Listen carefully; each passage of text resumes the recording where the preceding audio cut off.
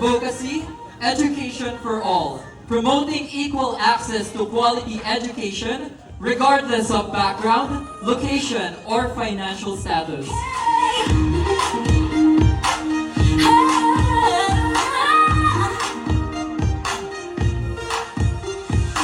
Sa lilim ng bundok at ilog na dalisay, sumisiklab ang ganda, dangil ng Rizal.